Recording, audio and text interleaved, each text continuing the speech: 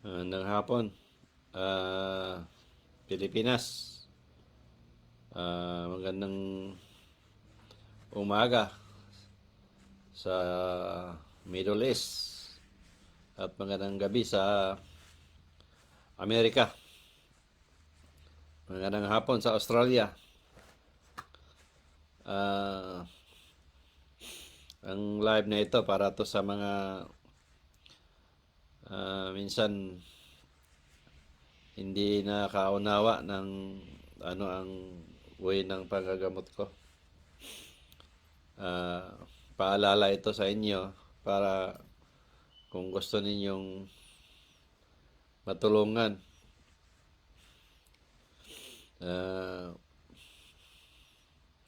Napansin ko kasi ah, na maraming ano nagme-message na bagong mga pangalan na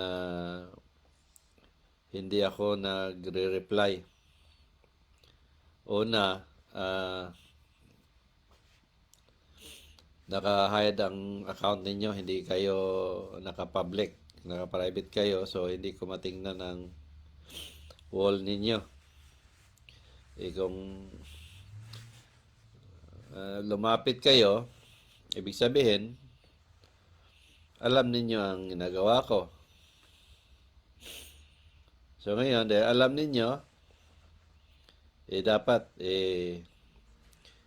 nagbasa kayo, nakinig ng mga video, inuunawaan ninyo yung mga pinarating ko, inintindi ninyo kung ano ba talaga,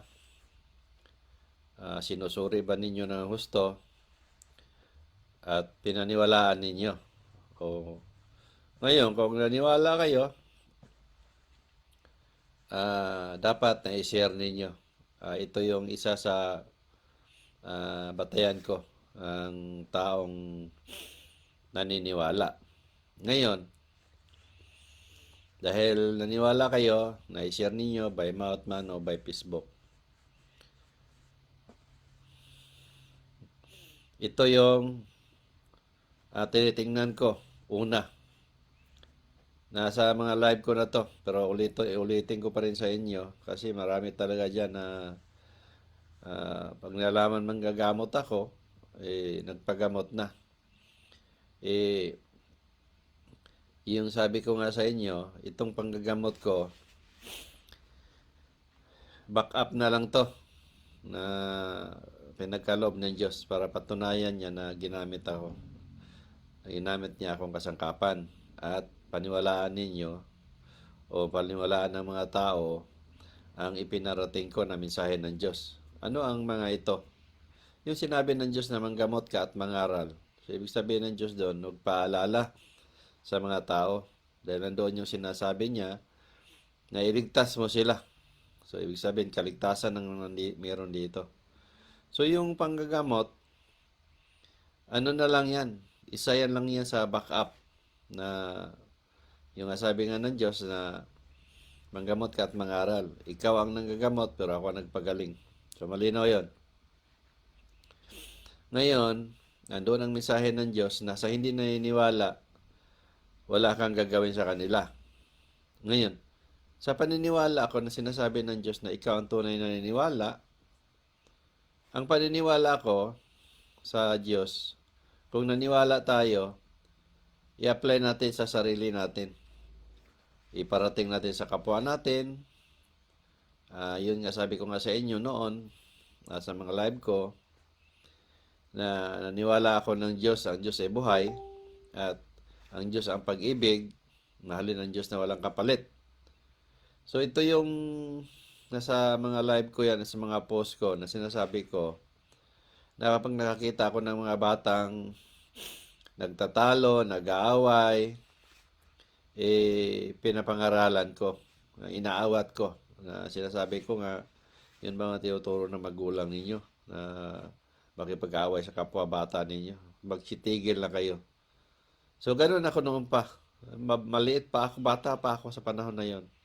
So, hindi ko alam Tama pala yung paniniwala na yan. Basta ang alam ko, ang Diyos ang pag-ibig. So, kung Diyos ang pag-ibig, dapat meron tayong pag-ibig sa kapwa sa lahat ng bagay. Yun yung paniniwala, isa sa paniniwala ko talaga yan na dahil meron tayong paniniwala ang Diyos, so mahalin natin ang lahat ng bagay, tao, hayop o ah, lahat ng bagay dito sa paligid natin. Isa yan na paniniwala ko. At ang isa din sa paniniwala ko na mahalin natin ang Diyos na walang kapalit. Kaya nga,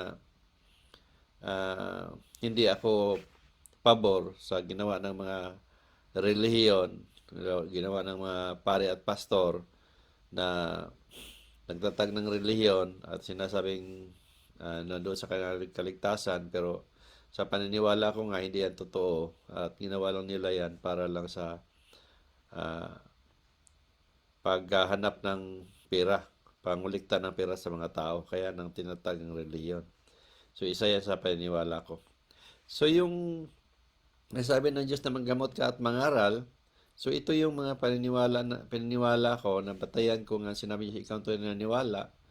So at the same time, meron siya mga mensahe din. Tulad nung please don't sell my words na isa yan sa paniniwala ko na ang Diyos ay hindi dapat pagkakitaan. Mahalin na walang kapalit. So yung panggagamot ko, hindi ito katulad ng manggagamot nga na kilala ninyo, basta gamotin na lang kayo, magbayad kayo, okay na. Wala nang pakialam manggagamot kung gagaling kayo o hindi. Basta nagbayad kayo sa kanila. Ako hindi. Kasi ako, absolutely free. Hindi ako nanghihingi ng anumang bagay ang kapalit. Hindi ako kailangan ng purihin. Hindi ako kailangan ng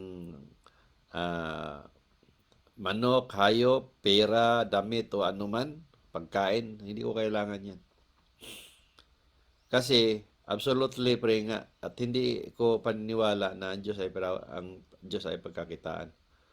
So ito mga gamot ng mga natagpuan ninyo na mga abularyo, mga naghanap pera buhay na lang yan eh. Hindi naman totoo talaga yan eh na galing sa Diyos yung sa kanila.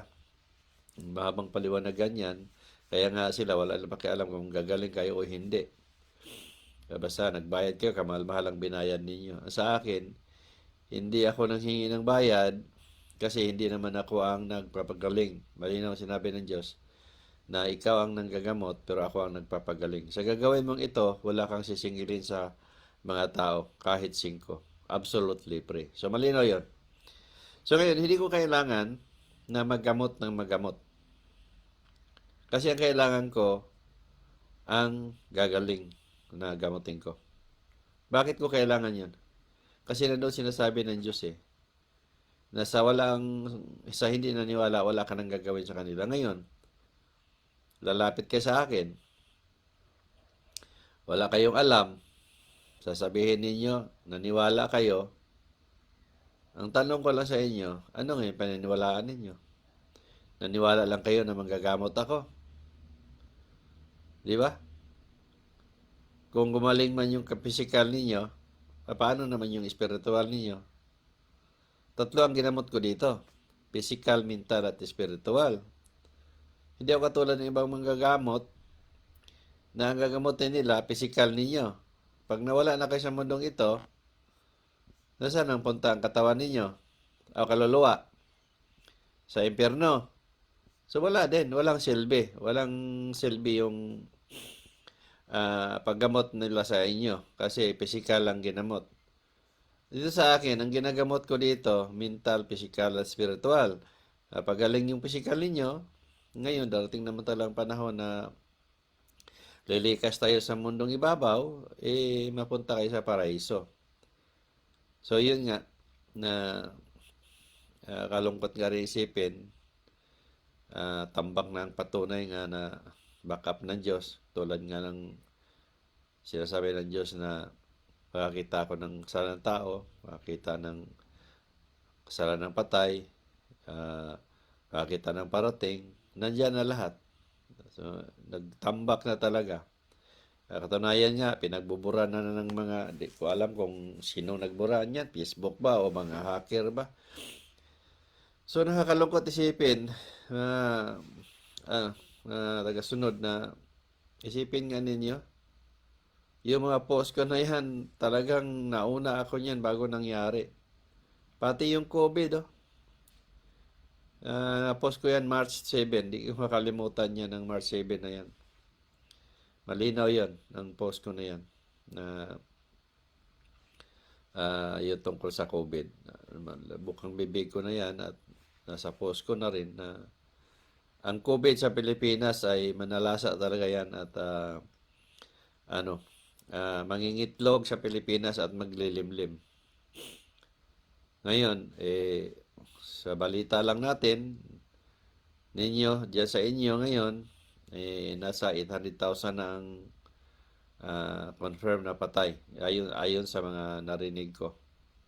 Kabalita din sa atin na doon na tayo nagbabase. So, ngayon nga kasalukuyan na naman na nag-execute na naman ang Kamaynilaan. So, parang nag-uumpisa pa lang. Sa ibang bansa, back to normal na. Pero sa Pilipinas, mag-uumpisa pa lang. Ganun pa man, hindi man ninyo ako paniwalaan, wala namang problema sa akin eh. Kasi hindi naman ako ang magdusa. Hindi naman din ako ang apektado. Katunayan, kahit maraming mga ginawa sa akin ng hindi maganda, mga salita man o ano man, normal naman ang buhay ko. Wala naman na bago sa sarili ko. Walang nabago sa buhay namin. Yun nga, patuloy lang, keep going. Yun nga lang, konting kibot natin sa Facebook, ay bablock nila tayo kasi against the policy. So, magagawa ko. So, ganun na lang ang gagawin kung anong pwede. Alam ng Diyos lahat yan. Kaya,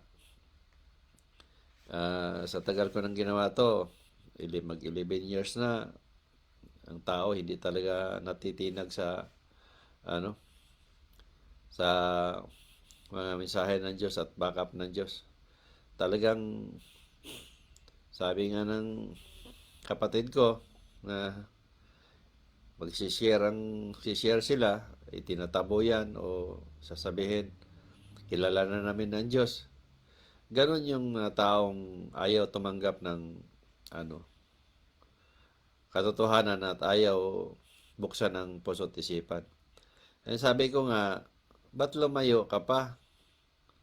Doon na lang sa pari at pastor nila mismo, nasa harapan nila. May mga kaso ng rape, ng molestya, o mga bakla. Nandiyon na yan. Nagtambak ang mga kaso ng mga pari na yan. Bakit nagpatuloy ang pagtingala ng tao? Nakita naman talaga nila. Nagpatuloy ang pagsamba.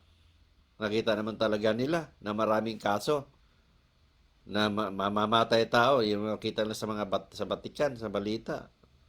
Ang daming mabutong natuklasan. Yung ibang kaso pa na grabe, na hindi lang 100, 300, hindi lang 1,000 yan. So isipin nga ninyo yan. Ngayon, ang tao nagpatuloy pagtingala at pagsamba. Ngayon sinasabi, tao lang sila kaya nagkasala.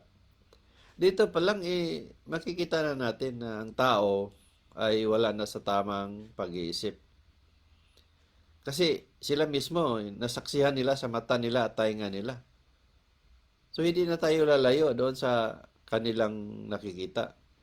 Kung magpaliwanag man tayo tungkol sa paniniwala na ipinarating ko, ay wala yon. Hindi na yun nila maramdaman at hindi na nila yun maririnig. Kasi nga, doon pa lang sa kanila, wala na. Makikita na natin na ang tao ay hindi na nag-isip ng tama o alipin na sa maling turo o kaya may problema na sa pag-iisip. Kaya kahit anumang paliwanag natin tungkol sa mga backup ng Diyos na paliwanag, ang sasagot talaga nila dyan, alam na namin yan. Relihiyon din yan. Alam na namin, kilala namin ng Diyos. So, manatili na lang kami sa pari at pastor. Ganon talaga ang ng tao. Pero, ganon pa man ang sasabihin nila, hindi tayo dapat maapektuhan. Kasi ginawa lang natin ang tungkulin natin na sinasabi ng Diyos na iparating, wag kang matakot na magparating sa mga tao sa mga mensahe ko. Dahil kasama mo ako sa lahat ng panahon. Ang maligtas kasing dami ng graba at ang papahamak kasi ng dami ng buhangin. So dito pa lang, makikita na natin kung gaano karami ang mapapahamak. Kaya ang simple kong ang sample na ibibigay sa inyo, isang basong buhangin at isang basong graba. Ngayon, kung sa dakot, isang dakot na buhangin, isang dakot na graba, baka isang dakot, isang graba lang madakot ninyo. Pero yung buhangin, dakotin nyo. Di ba? Hindi ninyo mabilang. So, diyan, ganun ang comparison doon sa mapapahamak na buhangin. Yung ganun ang tao. Kasi nga, ang tao nga, ano na, hindi na nag-isip ng tama. Naniwala ng relihiyon. So, ngayon, nasa inyo yon. Hindi naman ako ang magdusa, pero yun nga, ginawa ko ang lahat. Ginawa ko ang tungkulin ko na pinag-utos ng Diyos na iparating ko sa inyo. Kaya kung alam ninyong tama kayo, then isasabi ko sa inyo, ipatuloy ninyo. Dahil darating ang araw na ma-realize ninyo na totoo at totoo ang sinasabi ko. Malinaw sinasabi ng Diyos. Nasabi ng Diyos, darating ang panahon na ma-realize nila na totoo ang lahat ng ipinarating mo sa kanila. Bakit ko nasabi to? Dahil nga nandoon ang mensahe ng Diyos. Tuwing sa lahat ng mga nangamatay, pagharap ninyo sa Diyos, sa tanungin niya kayo, alalahanin mo ang nakaraan mo. Kasi isa yan sa tinanong ng Diyos sa akin. Alalahanin mo ang nakaraan mo bago ka bumalik. Kaya sabi ko, wala akong naalala. May asawa at anak ako. So sa inyo, dahil nga makasalanan ng tao, masabi ko makasalanan kayo, ako hindi ko masabing makasalanan ako. Alam ko naman ang ginawa ko sa sarili ko. Alam ko kung saan ako nakakasala. Kaya ang ginamit ako ng Diyos. Ngayon, maalala ninyo ang kasalanan ninyo at maalala ninyo kung anong ginawa ninyo nung buhay pa kayo. At maalala ninyo ang pangalan ko. Siguro ko niyan. Dahil sa 9 days na panatili ninyo dito sa ibabaw ng mundo, ang kaluluwa ninyo, hukman na kayo ng Diyos sa loob ng 9 days. Ngayon, hindi na kayo makapagsabi na tika. Dahil ipapasok na kayo sa impyerno. Yung nga sinasabi ng Diyos. Nasa loob ng 9 na araw. Kaya ang mga turo nga na simbahan, kaya natin yung tapatan kung saan talaga sila lalagay. Yung, nawawala ng bisa nila sa mga pamisa o padasal. Kasi nga, sa 9 days pa lang, hukman na ng Diyos yung kaluluwa ng isang tao. Ipasok na sa impyerno. Pag naipasok yan, bakit naipasok yan doon? Kasi nga, para pagdusahan yung mga nagawa niyang kasalanan. At pagdusahan niya. Ngayon, kailan siya makalaya?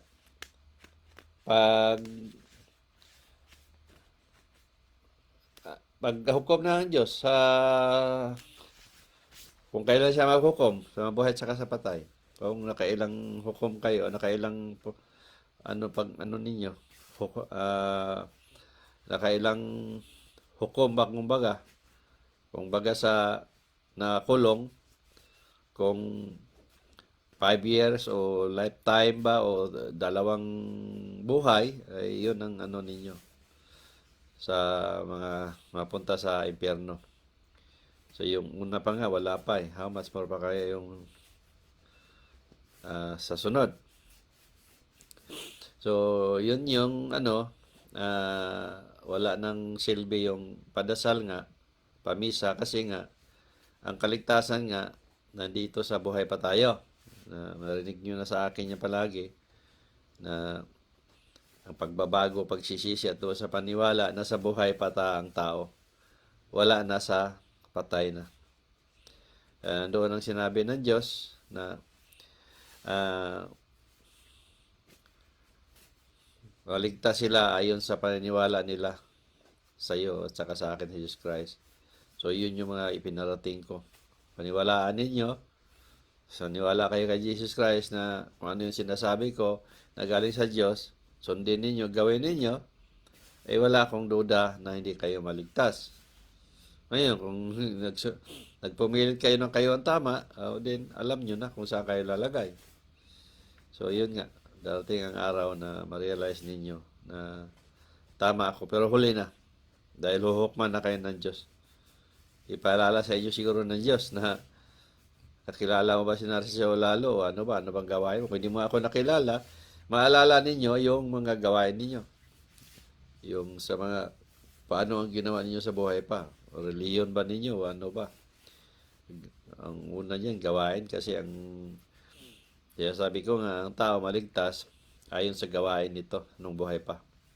Kaya hindi man nila ako nakilala, naniwala sila na ang Diyos ay buhay, in-apply nila sa sarili nila, mapagmahal sila sa lahat ng bagay, o sa kapwa nila tao, yun ang kaligtasan. At hindi naman lahat ng tao naniwala ng reliyon. Sabi ko nga sa inyo, dito sa Australia, mga simbahan dito, ginawang restaurant, ginawang tindahan. Binibinta ng mga simbahan dito kasi wala nang simba. So, yun. Nalinaw doon na hindi mayroon din mga taong hindi naniwala ng reliyon. Kaya, isa din sila sa maligtas. Dahil yun nga, marami naman akong kilalang tao na walang hindi naniwala ng reliyon. At mabuti naman ang pakitungo sa kapwa. Meron akong mga kilala na mga ay reliyon pero pag nasiran ko yun nga, against din sila sa reliyon. Sabi nga, tama ka naman Nars, na ang reliyon ay itinatag lang ng tao yan para lang kumita ng pera. Kaya tama yung ano ko, na itong mga pare at pastor na yan, hindi talaga naniwala ng ano yan, ng Diyos. Dahil kung naniwala yan sila, alam naman talaga nila na ang pakay lang nila ay pera lang sa tao, saka tao na pangulikta at mabuhay sa mundong ito. Kaya kayong mga bago na lumalapit, huwag kayo magtaka na wala akong reply, lalo na itong mga yun, pag binuksan ko, naka-private kayo, paano ko malaman kung nag-share ba kayo, nagbasa ba kayo, nanood ba kayo ng video? Masayang lang yung oras ko na maghalongkat kung wala naman kayong ipakita. Dapat nakapublic kayo para alam ko kung baka naman nag-share na kayo noon pa. Tapos hindi ko makita ang laman ng wall ninyo kasi naka-private kayo. Sayang yung pagkakataon na matulungan ko kayo na hindi ko gawa nung hindi ko makita. Kailangan ko talaga yan, makita ko ang laman ng wall nyo. Yun nagpapatunay na naniwala kayo. Ngayon, kung nag-share kayo, kailan lang, tapos mayroon na pala kayong sakit, sabi ninyo naniwala kayo, hindi rin yung paniniwala na tunay. Yun yung sinasabi ng Diyos na paniniwalang may kapalit. Yun nga yung naniwala na lang kayo kasi meron kayong sakit. So, yun yung sinasabi ko na unawain ninyo kung gusto ninyo na matulungan. Kasi ako, wala akong pinipiling gamutin talaga. Yung iba, sabi, manggagamot ka, bakit tumatanggi ka? Hindi ako tumatanggi. Ang ginagamot ko talaga ang naniniwala. Bakit ako tatanggi? Hindi man ako nagpapagaling Ngayon, bigyan ko kayo ng halimbawa.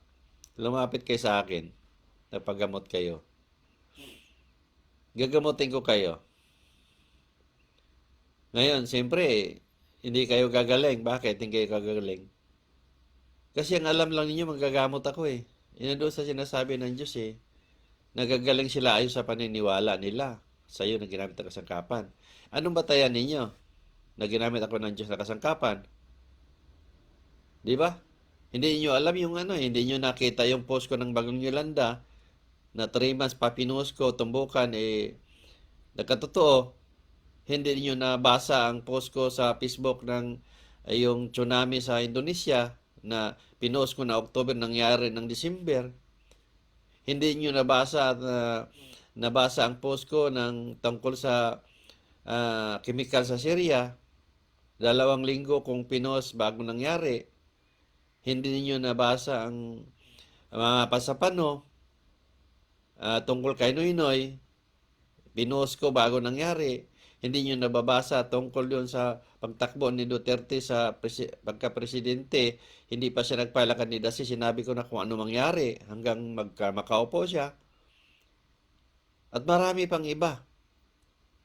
Ngayon, hindi nyo nakikita, nabasa yung post ko ng tungkol mangyari sa Alaska, na matunaw ang yelo sa Alaska. 1 taon ko pinost yan bago nangyari.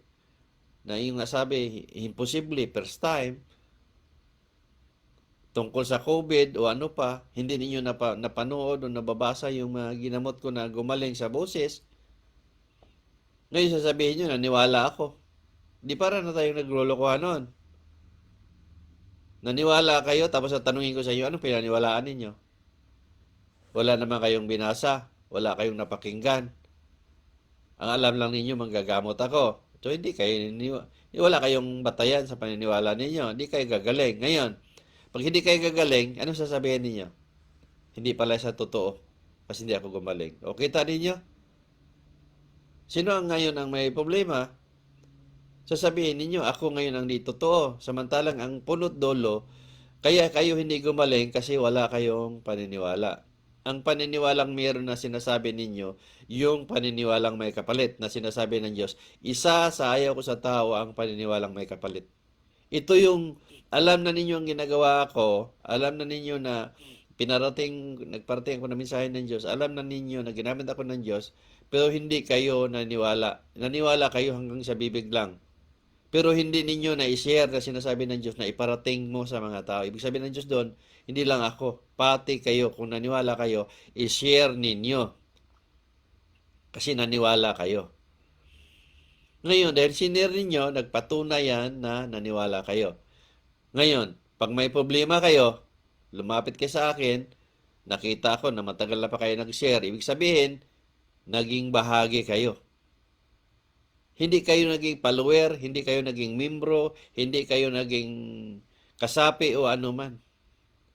Ang tawag noon, naging bahagi kayo sa pagsiwalat sa katotohanan o naging bahagi kayo sa pagparating sa mensahe ng Diyos. Kasi wala itong reliyon. Wala itong grupo. Hindi ako nagtatag ng grupo, hindi ako nagtatag ng reliyon. Kaya ang tawag ko sa mga taong nagsishare, ang mga taong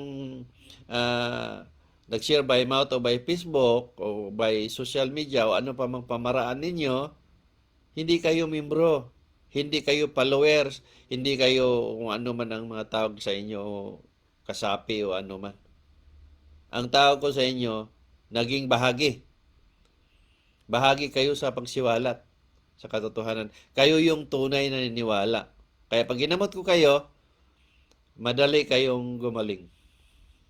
Maniwala kayo sa akin. Kahit anong klaseng sakit, madami. Pati nga mga COVID, nakita ninyo yung mga ginamot ko sa COVID. Mga positive yan. Dokumentado yan. Oo. Wala akong dudang hindi kayo gagaling. Pero kung lumapit kayo sa akin na dahil may sakit na kayo, wala akong duda din na gagaling kayo. Check. Sasabihin ninyo, hindi pala ako totoo.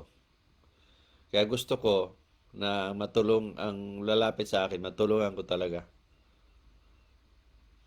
Kaya ang pinipilit ko, na unawain ninyo, intindihin ninyo kung ano yung ipinarating ko, kung gusto ninyong matulungan. Kahit sino sa inyo, kahit kamag-anak ko, kahit kapatid ko, pag hindi ninyo naunawaan, hindi ko talaga ginagamot yan. Maraming lumalapit na ganyan. Dahil sinasabi ng Diyos, wala kang pipiliin sa kanila. Sa hindi naniniwala na ginamit ng kasangkapan at niwala sa akin, na Jesus Christ, wala ka nang gagawin sa kanila. Kaya wala akong ginagawa din sa inyo. Bakit ko ginawa ang live na to? Kasi maraming lumalapit na ano, naka-private, paano ko makita? Ako pa ba ang gagawa ng paraan para lang makita ko ang laman ng wall ninyo? Gagawin ninyo akong tagahula o gagawin nyo akong hacker lang para mabuksan ko ang mga wall ninyo at malaman ko at gamutin ko kayo? Wala akong pakialam doon sa kung ano man ang ano ninyo. Hindi naman ako ang may sakit. Hindi naman ako ang hingi ng tulong. Hindi ako nangangailangan. Kailangan ko ang lumalapit yung tunay na niniwala. Ang lumalapit kayo ang gagawa ng paraan, hindi ako. Ngayon, marami nagsabi, mahirap daw ako hanapin. Parang mahirap hanapin. Nandiyan na nga yung Facebook ko eh. Nababasa ko yung mga ano ninyo, nababasa ko yung message ninyo. Pero hindi ko ni-replyan. Kasi hindi ko nga matingnan yung wall ninyo. Paano ko malaman kung may mga share kayo? Paano ko malaman kung kailan kayo nag-share? Paano ko malaman kung kailan kayo nagbasa?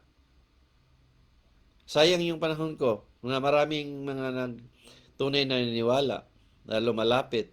Kayo, kung tunay man kayo, hindi ko niya mabuksan, hindi ko nakasalanan yon. Kasama lang siyang mga nagpagamot. Magpapagamot.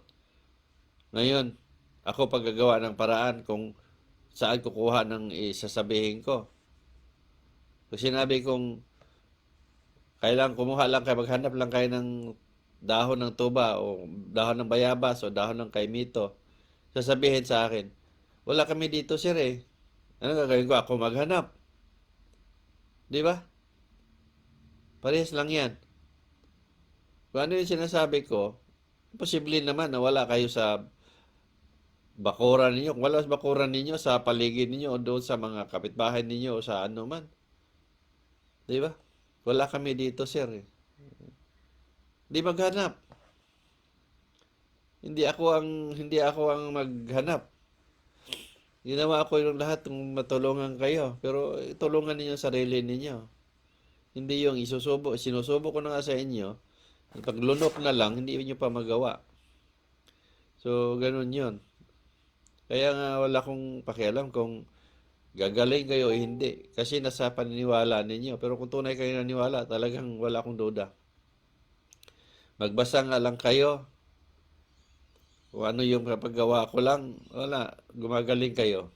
So, mga hindi nakakilala sa akin, mahirap paniwalaan. Pero kung nagbasa nga kayo ng mga testimony, nanonood kayo ng mga testimony, napakinig kayo sa mga video ng nagtestimony, hindi doon ninyo mapagtanto na kailangan talaga na may tunay na paniniwala. Kaya, hindi pa naman huli. Kailangan lang talaga ninyo gamitin ang tamang pangunawa, pag-iisip para makinabangan ninyo at yun nga, paano ko kayo matulungan kung kayo mismo hindi tumutulong sa sarili ninyo? Hindi naman pwedeng ako lang tumulong sa inyo, hindi nyo tulungan sarili ninyo. Kakalungkot lang isipin na may mga pinag-aralan naman sana kayo, pero iwan ko ba? Nasa mensahe ng Diyos yan. Ano natatapos ninyo at hindi nyo maunawaan. Kayo pa na pinakabubuo sa lahat ng nilalang sa buong mundo. Sasabihin pa rin ninyo. Ganun ba ang ginamit ng Diyos? Na masakit magsalita. Kaya wala talaga akong wala akong mapatunguhan kung hindi ako pa rin ang malagay sa sabing ako may problema. Samantalang malinaw doon na kayo ang may problema. Pero gano'n pa man nasabihin ninyo, hindi ako tinatalaban ng pangungutya nga. Kahit anong gagawin yung pangungutya. Kaya nga binigay sa akin ng Diyos to eh. Dahil alam ng Diyos ang kalooban ko. Alam ng Diyos kung paano ko dalhin ang sarili ko. Alam ng Diyos kung paano ko dalhin ang buhay ko. Sabi nga ng Diyos na ah, manggamot ka at mangaral. Iparating mo sa mga tao ang mga mensahe ko. So hanggang dito lang muna at sana maunawaan ninyo. Ipahabol pa ako itong mga lumalapit na marami magsasabing may sakit yung hipag ko, may sakit yung bayaw ko, may sakit yung anak ko. Sus, malinaw sa mga paliwanag ko na ang may katawan mismo, ang may paniniwala, ang makadapat sila ang may magkaroon ng paniniwala. Masasabi ko nga, ang sinasabi ng Diyos, 10 years pababa ang edad sa bata ang may paniniwala na dapat magkaroon ang magulang. 10 years pataas ang mismong may katawan. Halimbawa, anak ninyo, 11 years old na, o yung kayo na mangangaral sa anak ninyo na pagbasa ka, manood ka ng video ni Narciso Olalo, ngayon, pag nagkasakit yung anak ninyo na 11 years old o 12 years old, siya mismo ang lalapit at hindi kayo. Malinaw sinasabi ng Diyos na gagaling sila ayon sa paniniwala nila mismo. Hindi naman sinasabi ng Diyos na gagaling sila ayon sa paniniwala ng tatay nila, anong paniniwala ng kapinsan nila, anong paniniwala ng kapatid nila. Hindi sinabi ng Diyos yun. At hindi ko paniniwala yan. Kaya nga, basihan nga lang natin pag gumawa ka ng masama, meron tayong batas sa lupa, iyo ba kaibigan mo ba ang makukulong? Ang kaibigan mo gumawa ng masama, ikaw ba na kaibigan, ikaw ba ang makukulong? Siyempre ang makukulong yung gumawa ng masama. Parehas lang yun. Kailangan pa ba natin ng isa-isahin yan? Nalinaw naman doon. Alam mo na bangin yang nasa harap mo, lulundag ka. Di ba? Naniwala ka nga na bangin na yan lumundag ka. Naniwala ka na bangin, iyo mga kaibigan mo ang lumundag. Di ba? Malinaw naman doon. Nasa paniniwala ng bawat isa. Madami akong halimbawa niyan. Alam na ninyo ang isang pagkain ay makakasama, kinakain ninyo. Ngayon, nakasakit, kung sino-sino pa ang mga pinisinisisi. Malinaw naman doon na may kasalanan, kayo din. Nandun sa sinasabi ng Diyos, naniwala na nga kayo na nakasama, ginawa ninyo. Di ba? Malinaw doon sinasabi ng Diyos na magagaling sila o mapahamak sila o maligtas sila ayon sa paniniwala nila. Paniniwala, punot dulo doon, paniniwala pa rin. Naniwala kayo na pag lumabas kayo na walang mask, magka-COVID kayo. Lumabas kayo ng walang mask. Ngayon, nagka-COVID kayo. Sasabihin ninyo, ay, nagka-COVID ako. Pinalalahanan ako ng Diyos. Kaya ako nagka-COVID. Di ba? Magsasalita na ako ng katangahan daw nung malinaw na nga doon Nananiwala ka na nga na pag wala kang mask, magka-COVID ka o ano man. Tapos ngayon, hindi mo ginawa. Ang dami yung sino-sino ang mga sinisisi. Kaya may ganitong way ng pag-iisip ng tao. Inutil ang utak. Inutil ang pag-iisip. Katangahan, kabubuhan ba? Ngayon, sabihin namin nyo, yung ba ginamit ng Diyos? Balik din sa akin. Pero inyo naisip na sa inyo pala ang mga problema. Pag-iisip ninyo. Kaya nga ako ginamit ng Diyos dahil hindi ko sinasabing matalino ako. Pero dahil ginigyan ako ng Diyos ng tamang pag-iunawa, tamang pag-iisip, kaya ginamit ko sa tama. Kaya nga hindi ako basta-basta naloko kung tungkol man sa reliyon ng pinag-usapan o paniniwala. Kasi alam ko kung nasaan, ano ang tamang paniniwala. Kaya, Nakakalungkot lang isipin. So sa pagkikita natin muli, magandang hapon sa lahat o gabi, umaga man sa inyo. And God bless at sa more power. Patuloy ang ang pag-share, patuloy ang ginawa natin para marami pa tayong tulungan.